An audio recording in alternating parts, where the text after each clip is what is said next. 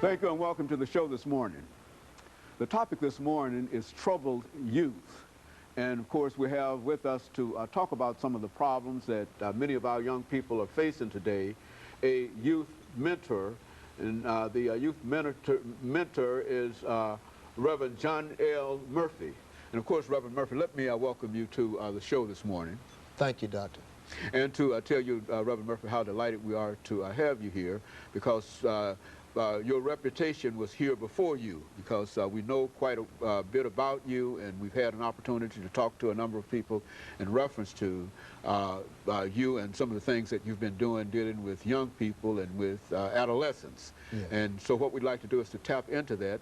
But in order to make sure that many others understand who you are, let's have you to talk about your background, your education, and some of the things that were important in terms of eventually convincing you that you ought to become a youth mentor.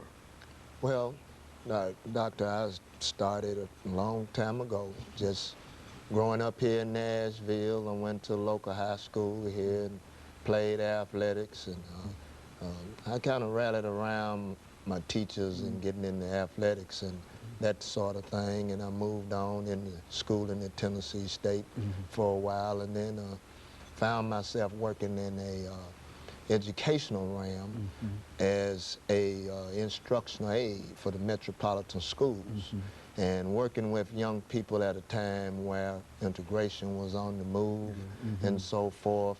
I was put in a position also as a community agent, as well as helping and assisting the teacher in the classroom setting.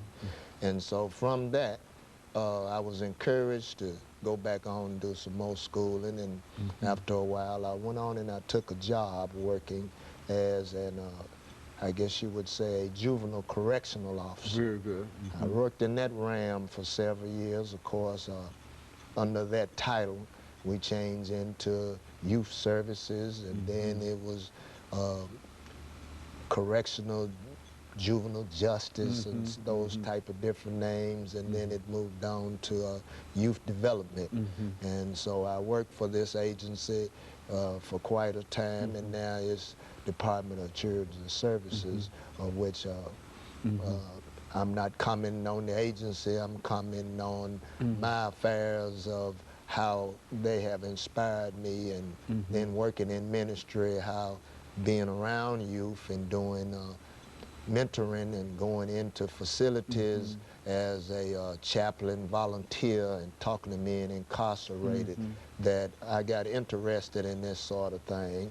And I was encouraged by my pastor, Pastor Ronnie Ballantyne of Gospel Tabernacle Church, and that he wanted me to continue on and develop the gift of talking to people.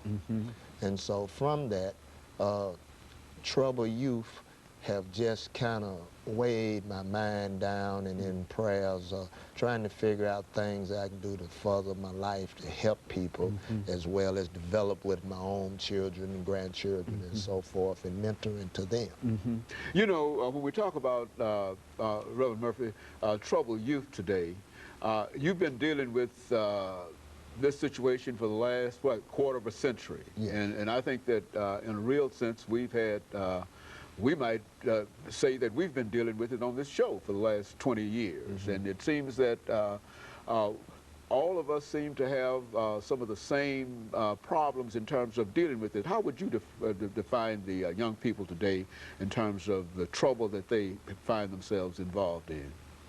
Well, I think that you'll hear this statement quite often, that our young people like emulating a fantasistic world that they see on television, that there's not enough reading where you can get your own understanding. And mind you, there are a lot of kids that they're into reading. The Harry Potter type thing is going on big, and then our community have neglected them somewhat, being that the outreach programs need to be more focused on them. There need to be a lot of focus on aftercare.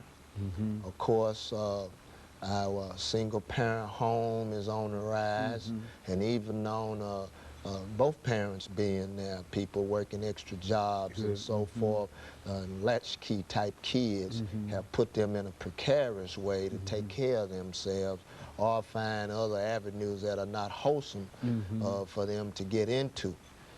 Just today, my daughter was asking me about some things for my daughter, my grandson. Reverend, let's interfere here for our first commercial break, and then we'll pick up after we return. And this is exactly what we want to hear. We'll be back with our audience following this very, very short commercial break.